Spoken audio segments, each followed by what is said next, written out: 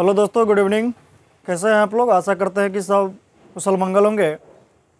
तो पिछले क्लास में हम लोग डिटर्मिनेंट्स के बारे में पढ़े थे और आज की क्लास में उससे आगे जो है हम लोग डिटर्मिनेंट्स का प्रॉपर्टी के बारे में चर्चा करेंगे। तो पिछला वीडियो कैसा लगा था आप कमेंट के माध्यम से बताएं, जिससे हम आगे का वीडियो पुनः फिर अपलोड कर पाए। तो चलिए आज की क्लास को हम स्टार्ट करते हैं। तो उसमें हम लोग पढ़ने वाले हैं क्या, जैसे कि आप टॉपिक देख रहे हैं कि प्रॉपर्टीज ऑफ डिटर्मिनेंट्स क्या दिया हुआ है, प्रॉपर्टीज ऑफ डिटर्मिनेंट्स। तो प्रॉपर्टीज ऑफ डिटर्मिनेंट्स में हम लोग पहला प्रॉपर्टी देखेंगे कि पहला प्रॉपर्टी आपका कहता है कि यदि कोई मैट्रिक्स ए है उसका डिटर्मिनेंट और किसी मैट्रिक्स ए के ट्रांसपोज का जो डिटर्मिनेंट होगा दोनों का वैल्यू सेम होगा। ये आपका फर्स्ट प्रॉपर्टी है। और ध्यान रखिएगा कि यहाँ पे कोई भी मैट्रिक्स लेना है तो वो हम लोग को स्क्वायर मैट्रिक्स की ही बात करना है। तो चलिए एक एग्जांपल के तौर पे हम बात कर लेते हैं जिससे आपका पूरा कंसेप्ट क्लियर हो जाएगा। एक मैट्रिक्स ले लेते हैं, जैसे मान लीजिए 2 3 4 5। ये हम क्या ले लिए हैं, 2x2 का ऑर्डर का मैट्रिक्स ले लिए हैं। हम इसका एड्रेस निकाल के पहले रख लेते हैं। तो एड्रेस बच्चों कैसे निकालते थे, हम मैट्रिक्स जब पढ़ा रहे थे तो उसमें हम बताए थे आपको ट्रांसपोज ऑफ ए मैट्रिक्स, या तो आप फर्स्ट रो को फर्स्ट कॉलम में चेंज कर दीजिए, सेकंड रो को सेकंड कॉलम में, या नहीं तो कॉलम बाय कॉलम में चेंज कीजिए। जैसे फर्स्ट रो को हम फर्स्ट कॉलम में कर दे रहे हैं तो 2 3, और सेकंड रो को सेकंड कॉलम में कर दे रहे हैं 4 5। ये आपके पास एक मैट्रिक्स ए है और उसका ट्रांसपोज ए है। तो हम पहला काम जो आपका LHS है, क्या है पहला काम जो आपका LHS है, LHS कहता है कि डिटर्मिनेंट ए, मैट्रिक्स आपके पास ए दिया हुआ है और यदि हम उसका डिटर्मिनेंट निकालना चाहते हैं तो मैट्रिक्स को क्या करते हैं, डबल वर्टिकल लाइन के अंदर में लिखते हैं और मैट्रिक्स का साइन हटा के वहाँ पे क्या करते हैं, डिटर्मिनेंट का साइन अप्लाई करते हैं। तो 2 3 4 5। अब इसका जो वैल्यू होगा, क्या होगा, कैसे बताए थे मल्टीप्लाई करने के लिए, इसको इसके से दोनों को एक साथ गुना करके दोनों को गुना करके घटा देने के लिए। तो 5 दूना कितना 10, 4 ते कितना 12। तो ये वैल्यू क्या आया हुआ है, -2 आपके पास वैल्यू LHS का आया हुआ है। इसी तरीक़ा से यदि हम RHS का बात करें तो RHS आपका कहता है कि ए डैश का डिटर्मिनेंट का वैल्यू क्या होगा। तो ए डैश जो मैट्रिक्स है आप यहाँ पे निकाल के रखें ए का ट्रांसपोज, तो हम क्या करते हैं उसका वैल्यू ले लेते हैं यहाँ पे। तो 2 4 3 5। तो चलिए यदि इसको वैल्यू को हम लोग कैलकुलेट करें तो देखिए तो क्या आएगा, 5 × 2 क्या आएगा 10 और 3 × 4 क्या आएगा 12।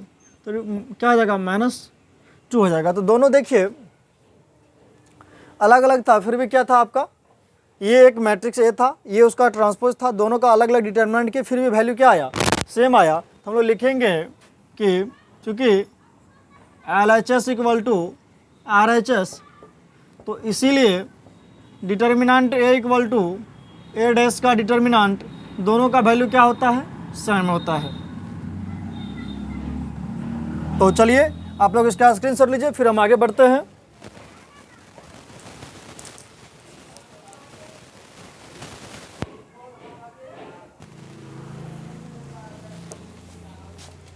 चलिए हम अगला प्रॉपर्टी देखते हैं। आप लोग इसका स्क्रीनशॉट ले लिए होंगे।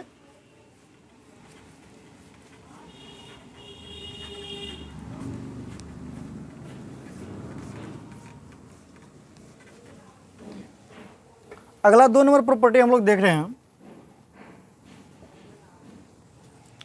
देखिए जब किसी सारणी के कहता है कि जब किसी सारणी के किसी भी 2 रो या 2 कॉलम को आपस में अदला बदला किया जाए तो उस सारणी के मान में ऋणात्मक चिन्ह से गुणा हो जाता है। हम कह सकते हैं कि यदि कोई सिंपल मैट्रिक्स है उसका जो वैल्यू होगा और उसी मैट्रिक्स के 2 रो को आपस में चेंज करके या 2 कॉलम को आपस में चेंज करके फिर उसका यदि हम सारणी का मान निकाले तो सिर्फ नेगेटिव चिन्ह का फर्क रहेगा। इसीलिए हम वैल्यू सेम रहेगा बट नेगेटिव चिन्ह का डिफरेंट रहेगा। तो लिखेंगे यहाँ पे कि यदि 2 रो या कॉलम 2 रो या कॉलम को आपस में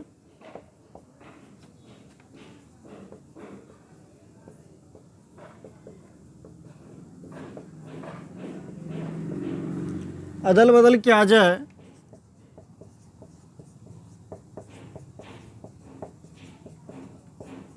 तो सारणिक के मान में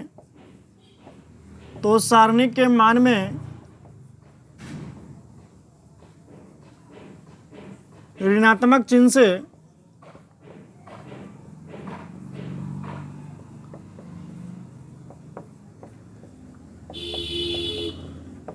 गुणा हो जाता है। चलिए देखिए, ये चीज़ हम बोल के भी निकल सकते थे, लेकिन लिखा देने से ये फ़ायदा होगा कि आप लोग का कॉपी भी बन जाएगा और फ्यूचर में कभी ज़रूरत पड़ा तब हमारे कॉपी को उल्टा के देख सकते हैं और कभी भी आपको किसी भी तरह का समस्या नहीं होगा।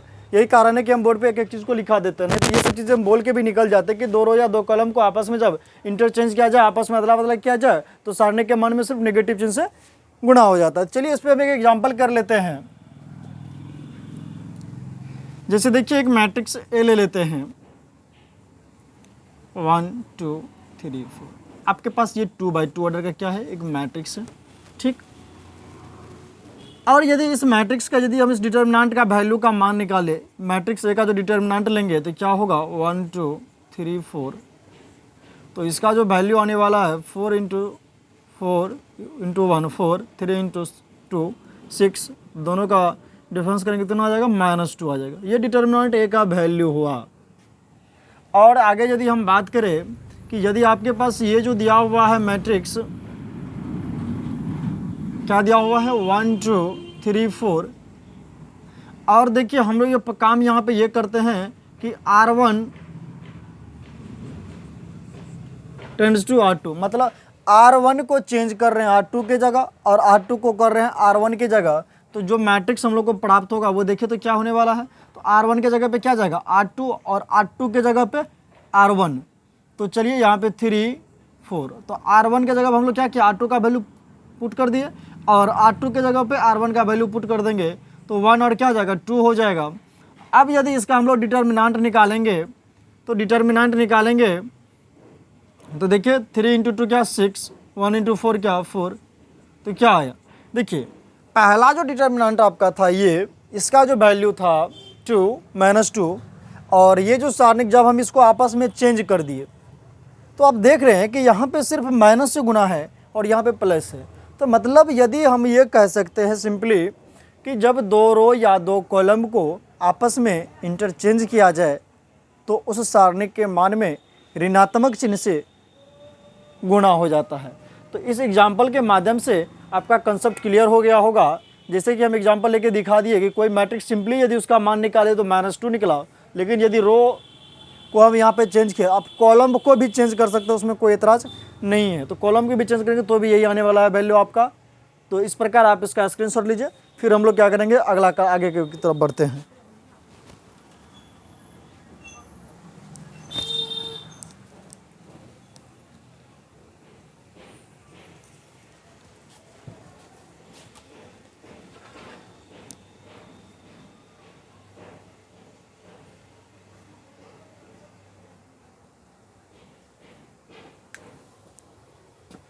तो चलिए, आप लोग इसका स्क्रीनशॉट ले लिए होंगे तो हम फिर आगे बढ़ते हैं।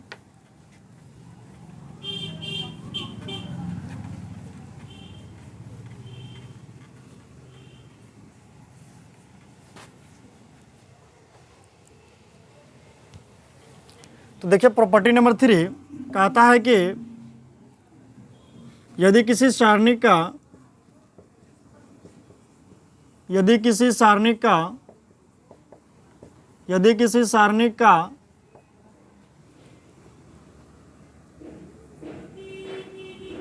सभी अवयव 0 हो तो उस सारणिक या डिटर्मिनेंट्स का मान क्या होता है, 0 होता है। मतलब कि यदि आपके पास देखिए कोई एक मैट्रिक्स है, सॉरी डिटर्मिनेंट्स है 0 0 0 0, ये देखिए आपका 2x2 ऑर्डर का है। यदि किसी भी डिटर्मिनेंट का सभी अवयव 0 हो जाए तो उस सारणी का मान क्या हो जाएगा, 0 हो जाएगा।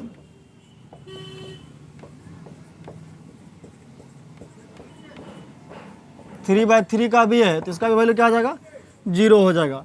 तो चलिए हम लोग अगला एग्जाम्पल की अगला बात करते हैं प्रॉपर्टी का। इसका आप लोग स्क्रीनशॉट लीजिए जल्दी से।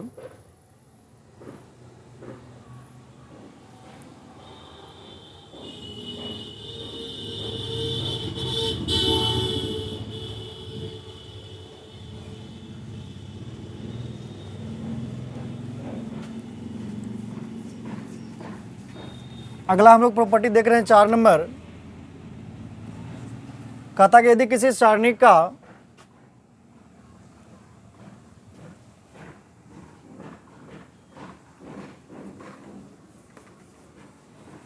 ध्यान दीजिए, कहता है कि यदि किसी सारणी का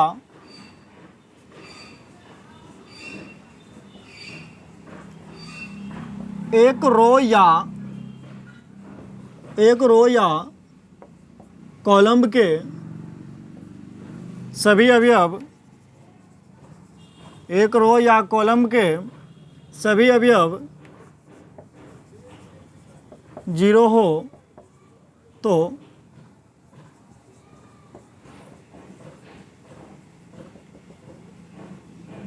उस डिटर्मिनेंट्स का मान 0 होता है। फॉर एज एग्जाम्पल कि यदि देखिए कोई आपके पास एक डिटर्मिनेंट सिस्टम 1 2 0 0 ले लिए, तो इस सारणी को यदि आप सॉल्व करेंगे तो आपका वैल्यू क्या आएगा, 0 हो जाएगा। तो कहीं भी यदि ऑब्जेक्टिव सम में आ जाए आपका, तो आप प्रॉपर्टी के माध्यम से सीधे इसमें क्या कीजिए, 0 टिक कीजिए, ठीक है ना। चलिए अगला एग्जाम्पल की यदि बात कर दे, या किसी भी रो या कॉलम में ये चीज़ हो सकता है कि यदि मान लीजिए हम डेल्टा बराबर एक दूसरा एग्जाम्पल मान लिए 1 2 3 4 5 6 0 0 0, तो यहाँ पे देखिए आपका जो C3 कॉलम जो है, तीसरा कॉलम जो है, तीसरा कॉलम के सभी अवयव क्या है, 0 है, जिसके कारण से इस सारणी का जो वैल्यू होगा वो क्या हो जाएगा, 0 हो जाएगा। तो चलिए इसका भी आप लोग स्क्रीनशॉट लीजिए, फिर हम आगे बढ़ते हैं।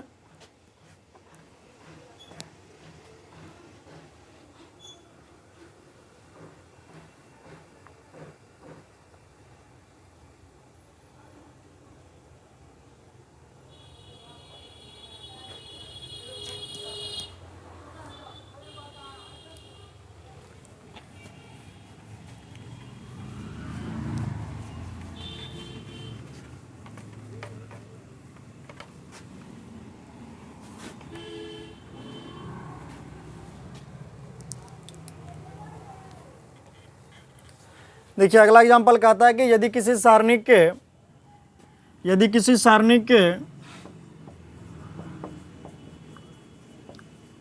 2 रो या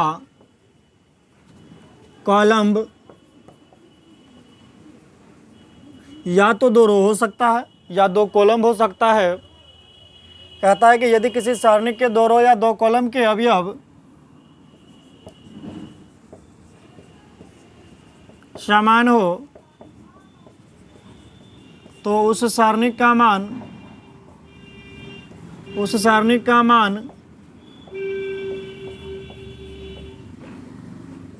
0 होता है। देखिए एग्जाम्पल के तौर पे एक डिटर्मिनेंट्स हम ले लेते हैं। कहता है कि यदि किसी भी 2 रो, या तो 2 रो हो सकता है या 2 कॉलम हो सकता है, के एलिमेंट्स जब इक्वल होगा तो उस डिटर्मिनेंट्स का वैल्यू क्या होगा, 0 होगा। यदि हम बात करते हैं कि जैसे यहाँ पे 1 2 ले लिए, तो इस सारणिक में देखिए यहाँ पे जो है आपका R1 इक्वल टू क्या है, R2 है, इसीलिए इस सारणी का वैल्यू क्या है, 0। हम लोग को करना नहीं है, एज ए प्रॉपर्टी के माध्यम से डायरेक्ट हम लोग इसका वैल्यू क्या करेंगे, 0 पुट करेंगे।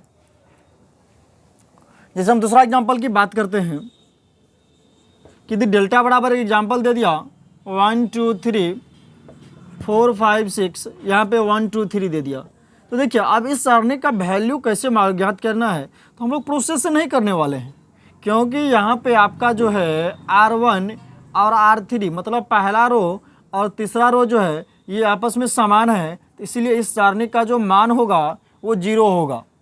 आप सॉल्व करके भी यदि देखेंगे इसको अपने प्रोसेस से, जो आपका 3/3 ऑर्डर के डिटर्मिनेंट्स को हम सॉल्व करने के लिए बताए थे, तो वो भी वैल्यू जो है आपका 0 ही आएगा। तो इस प्रकार यदि आप कोई भी, जरूरी नहीं है कि रो में ही होना है, कॉलम में भी हो सकता है, रो में भी हो सकता है, चलिए तो एक एग्जाम्पल हम कॉलम का भी लेके दिखाते हैं आपको। जैसे देखिए एक डिटर्मिनेंट्स है, कहता है कि 4 5 6 2 3 4, यहाँ पे दिया 4 5 6। अब यदि आप यहाँ पे देखते हैं तो देखिए यहाँ पे जो आपका पहला कॉलम है 4 5 6 और तीसरा कॉलम क्या है 4 5 6, तो यहाँ पे आपका C1 इक्वल टू क्या है C3 है। तो जब C1 इक्वल टू C3 हो तो ये जो डिटर्मिनेंट्स है इस डिटर्मिनेंट्स का वैल्यू क्या होगा 0 होगा। आपको सॉल्व करने का कोई ज़रूरत नहीं है, यदि कहीं भी ऐसा आता है तो डायरेक्ट आप उसका मान क्या कीजिए 0 पुट कीजिए। चलिए तो इसका आप लोग स्क्रीनशॉट लीजिए, फिर हम आगे बढ़ते हैं।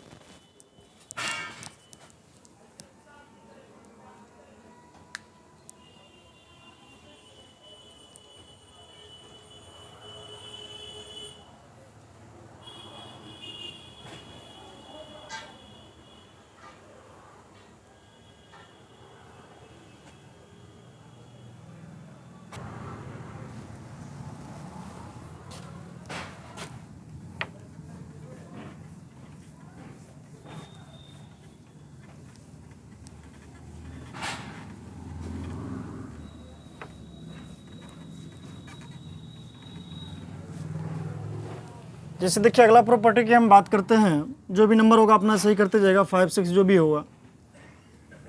देखिए यहाँ पे कोई रो है आपके पास, इस रो में जो है आप किसी दूसरे रो को जोड़ घटाओ भी कर सकते हैं, तो भी आपका सारणी का मान क्या होगा समान होगा। ये प्रक्रिया आप कॉलम में भी कर सकते हैं कि यदि मान लीजिए यहाँ पे C आई है, मतलब कोई रो कॉलम है पहला कॉलम, तो इसको हम लोग इसमें जो है किसी दूसरे रो को जोड़ घटा सकते हैं। आज एग्जांपल के तौर पे देखते हैं कि एक मैट्रिक्स हम लोग ले लेते हैं क्या 2 3 4 6। ये आपके पास क्या है एक मैट्रिक्स है 2 बाई 2 ऑर्डर का, ठीक है। तो यदि इसका यदि हम लोग डिटर्मिनेंट निकाले तो मतलब यदि ऐसा काम करते हैं तो हम लोग का डिटर्मिनेंट का जो वैल्यू आने वाला है वो क्या आने वाला है सेम आने वाला है। तो क्या आएगा 2 3 4 6, तो 6 इंटू 2 12, 3 इंटू 4 इंटू 3 -12, क्या आ गया बाबू इसका 0 वैल्यू आ गया इस डिटर्मिनेंट्स का वैल्यू। यदि इस मैट्रिक्स में यदि इसी मैट्रिक्स ये जो आपका ए दिया हुआ है, क्या दिया हुआ है 2 3 4 6, यदि हम क्या करते हैं कि R1 में R2 को जोड़ देते हैं, क्या करते हैं यदि R1 में R2 को जोड़ देते हैं तो क्या आने वाला है देखियो, तो पहला रो में दूसरे रो को जोड़ है तो 4 2 कितना 6, 6 3 कितना 9, और दूसरा एज जैसा है वैसा आप लिख दीजिए। तो देखिए इसको अब इसका देखिए इसका यदि हम डिटर्मिनेंट्स ले तो इसका भी आपको ज़्यादा साइन लेना पड़ेगा डिटर्मिनेंट्स का, तो 6 9 4 6। अब इसको आप सॉल्व करेंगे तो 6 इंटू 6 36, 4 इंटू 9 36, तो सॉल्व किया तो क्या आ गया 0। तो आप एक चीज़ यहाँ से देख रहे हैं कि यदि आपके पास कोई मैट्रिक्स दिया हुआ है, ठीक है ना, कोई भी मैट्रिक्स दिया हुआ है, या हम कह सकते हैं डिटर्मिनेंट भी कह सकते हैं कि यदि देखिए इसको इसमें जोड़ भी दे तो भी वैल्यू कोई फ़र्क नहीं पड़ने वाला है, कोई दिक्कत। इस तरीक़ा से आप 3 बाई 3 ऑर्डर का भी एग्जाम्पल ले सकते हैं। ये प्रक्रिया आप रो में भी कर सकते हैं और ये प्रक्रिया आप कॉलम में भी कर सकते हैं, तो सारणी के मान में कोई फ़र्क नहीं पड़ता है। तो चलिए आप लोग इसका स्क्रीनशॉट लीजिए, फिर हम आगे बढ़ते हैं।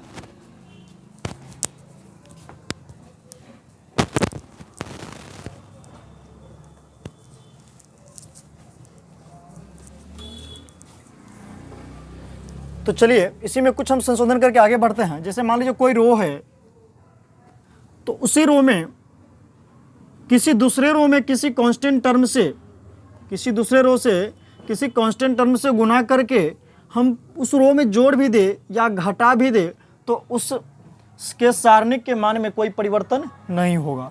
ये प्रक्रिया आप कॉलम में भी कर सकते। के जो आपका है यहाँ पे कोई कांस्टेंट टर्म है, हेयर के इज क्या कांस्टेंट, के इज क्या कांस्टेंट, के आपका कहीं कांस्टेंट है। जैसे इस एग्जांपल की बात कीजिए कि देखिए कि सिंपली आपका इसका वैल्यू क्या आया हुआ है 0 आया हुआ है, क्या आया हुआ है 0 आया हुआ है इस मैट्रिक्स, फिर इस डिटर्मिनेंट्स का लिए तो 0 आ गया। यदि यहाँ पे हम एक काम करते हैं क्या कि इसको हम मान लीजिए 2 से गुना करके R2 को तब जोड़ते हैं। तो यदि ऐसा काम हम करें तो देखिए तो क्या आने वाला है, R1 आपके पास 2 है, R2 4 है, तो R2 में 2 से मल्टीप्लाई करना है, तो 2 से करेंगे तो 4 × 2 8, 8 + 2 यहाँ आपका 10 हो जाएगा। इसी प्रकार से 6 × 2 12, 12 + 3 15, नीचे आपका क्या जाएगा 4 और यहाँ पे 6। अब यदि इसका हम लोग फिर से डिटर्मिनेंट्स निकाले तो यहाँ पे आपका 10 हो जाएगा, यहाँ आपका 15, यहाँ 6। तो आप देखेंगे यहाँ पे इसको यदि सॉल्व करते हैं तो 10 × 6 60, 4 × 15 16, तो भी इसका वैल्यू क्या आने वाला है, 0 आने वाला ही है। तो बाबू देखो, या तो आप किसी रो को किसी दूसरे रो में किसी संख्या से गुणा करके उस रो में आप जोड़ दीजिए, तो उसके सारे के मान में कोई फर्क नहीं पड़ता। एज ए यहाँ पे सिंपल जैसा था उसका डिटरमिनेंट का वैल्यू 0 आया है, या इसमें कुछ हम चेंजिंग ये किए हैं, किसी दूसरे रो में किसी कांस्टेंट टर्म से गुणा करके पुनः R1 में जोड़ दिए, तो भी इस सारणिक का मान जो है सेम आया हुआ है। तो यदि आपको कहीं भी दिक्कत है तो फिर आप हमको बताएंगे, या नहीं तो चलिए इस पर हम एक और आध एग्जाम्पल आपको कर देते हो। तो आप इस एग्जाम्पल को एक बार स्क्रीनशॉट लीजिए, फिर हम आगे बढ़ते हैं। ये प्रॉपर्टी नंबर आपका 6 या 7 जो भी होगा।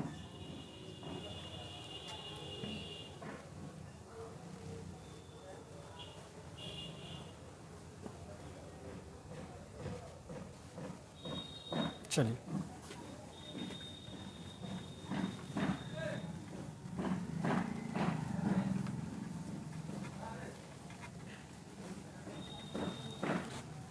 चलिए बच्चों, एक हम 3/3 ऑर्डर का लेके दिखाते हैं, क्योंकि आप लोग कहिएगा सर आप 2/2 का ले लेते हैं, 3/3 का नहीं लेते हैं। तो हम 3/3 ऑर्डर का भी लेके आपको दिखाते हैं कि यदि हम मान लेते हैं कि एक कोई मैट्रिक्स है, वो है आपके पास 2 3 4 3 2 1 1 2 3, अलग अलग है, अलग अलग है। चलिए यदि इसमें क्या करते, यदि इसका हम लोग डिटर्मिनेंट निकाले तो मैट्रिक्स के साइन को हटा के क्या करेंगे, डिटर्मिनेंट का साइन दे देंगे। 3 × 2 × 1 1 × सॉरी इंटू नहीं बाबू, बस ऐसे तो अजय। यदि इस डिटर्मिनेंट्स का हम लोग सोल्यूशन करें तो देखिए सोल्यूशन करने का तरीका आपको बता। यदि हम इसको R1 के अलॉन्ग कर देते हैं, R1 के अनुदिश कर देते हैं, तो काम हम लोग का क्या तरीका था कि 2 को क्या करेंगे, बाहर करेंगे, सामने वाले रो और सामने वाले कॉलम को ख़त्म करेंगे, बचा आपके पास ये 2 1 2 3। चलिए इसका साइन क्या होता है, प्लस माइनस इसका प्लस, तो इसका साइन क्या होगा, नेगेटिव होगा। तो 3 बाहर जो करेंगे तो ये सामने वाला कॉलम और सामने वाला रो खत्म होगा, तो 3 1 1 3 3 1 1 3। और यदि यहाँ से ये ले तो 4, तो ये सामने वाला कॉलम खत्म और ये रो खत्म, तो 3 2 1 2 3 2 1 2। अब इसको यदि आप सॉल्व करते हैं तो 2 × 3 × 2 6 -2, 3 × 3 × 3 9, 1 × 1 1 प्लस 3 × 2 6। अब यदि आप इसको देखेंगे तो ये माइनस होगा 4 से मल्टीप्लाई होगा 8, यहाँ पे देखिए 8 मल्टीप्लाई होगा 3 तो 24, और यहाँ पे यदि होगा तो यहाँ पे क्या होगा, प्लस में हो जाएगा आपका 16। तो दोनों को यदि ऐड कीजिएगा इसको तो 24 हो जाएगा -24, तो भी इस सारणी का मान क्या आया, 0 आया। अब हम इसमें क्या कर रहे हैं, कुछ चेंजिंग कर रहे हैं। क्या कर रहे हैं, कुछ चेंजिंग ये कर रहे हैं कि ये जो आपके पास एक मैट्रिक्स ए है, क्या सब है 2 3 4 3 2 1 1 2 3।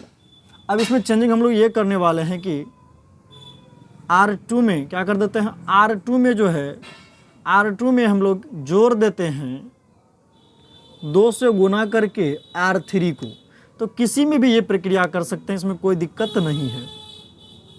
चलिए तो 2 3 4 1 2 3, R1 और R3 में कोई चेंजिंग नहीं करना है, तो उसको हम लोग पहले अजय लिख लिए।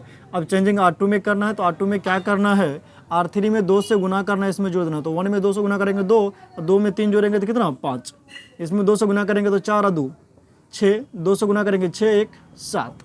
अब यदि इस सारणी का मान निकाले तो 2 3 4 5 6 7 1 2 3, इसको यदि सॉल्व करें R1 के अलॉन्ग कर रहे हैं तो प्लस माइनस प्लस, तो देखिए 2 यदि बाहर करेंगे तो सामने वाले रो कॉलम खत्म, तो 6 7 2 3, चलिए फिर 3 को लेंगे तो -3, सामने वाले कॉलम खत्म और रो खत्म, तो 5 7 1 3, और फिर यहाँ से यदि +4 ले तो सामने वाले कॉलम खत्म और सामने वाले रो खत्म, तो 5 6 1 2। इसको यदि आप सॉल्व करते हैं तो देखिए 2 into 6 into 3 18, 2 into 7 14, 3 into 5 into 3 15, 1 into 7 7, plus 4 into 5 into 2 10, -6। आगे यदि इसका करेंगे हम लोग तो 18 में से 14 जाएगा तो 4 बचेगा, 4 इंटू 2 8, माइनस यहाँ आपका क्या बचेगा 8 बच जाएगा, तो 8 से मल्टीप्लाई करेंगे तो 24, और यहाँ करेंगे तो कितना हो जाएगा 4, तो 4 इंटू 4 16, 24 माइनस 24, तो क्या हो जाएगा 0 हो जाएगा। तो बाबू 3/3 का दे दे, 2/2 ऑर्डर का दे दे, किसी भी ऑर्डर का दे दे, बस आप ये रूल याद रखें। या तो आप रो कॉलम किसी में भी अप्लाई कर सकते हैं और उसका मान आसानी से आप ज्ञात कर सकते हैं। तो चलिए आप इसका स्क्रीनशॉट लीजिए, फिर हम आगे बढ़ते हैं।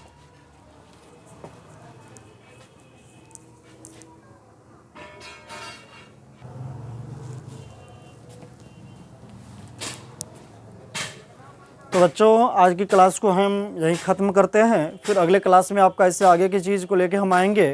तो आप हमारे वीडियो को पूरा से पूरा देखिए, जिससे आपको अधिक से अधिक 12th बोर्ड एग्ज़ाम में मार्क्स आ सके। और जितने भी आपका मित्र हैं, जितने भी रिलेटिव हैं, सभी लोग के हमारे वीडियो को आप अपने वहाँ तक पहुँचा दीजिए, जिससे उनको अधिक से अधिक फ़ायदा हो सके। ऑब्जेक्टिव का जो सीरीज़ है ये भी हम सीरीज एक बार लेके आएंगे और पूरे एक चैप्टर का ऑब्जेक्टिव हम लोग बारीकी से करेंगे। तो अभी फ़िलहाल आप लोग थ्योरी पढ़े और एक्सरसाइज का जो प्रॉब्लम इंपॉर्टेंट क्वेश्चन है, उस क्वेश्चन को हम इंपॉर्टेंट क्वेश्चन को भी हम लोग कवर करते हैं। जैसे ये सब खत्म हो जाएगा तो फिर हम लोग ऑब्जेक्टिव शुरू करेंगे। और अब आपका क्लास प्रत्येक दिन चलेगा, बीच में कुछ आवश्यक अर्ज की वजह से बाबू आपका क्लास हम नहीं ले पाए थे, लेकिन अब आपका क्लास पुनः कंटिन्यू चलेगा। तो आज की क्लास यही ख़त्म करते हैं। जय हिंद, जय भारत।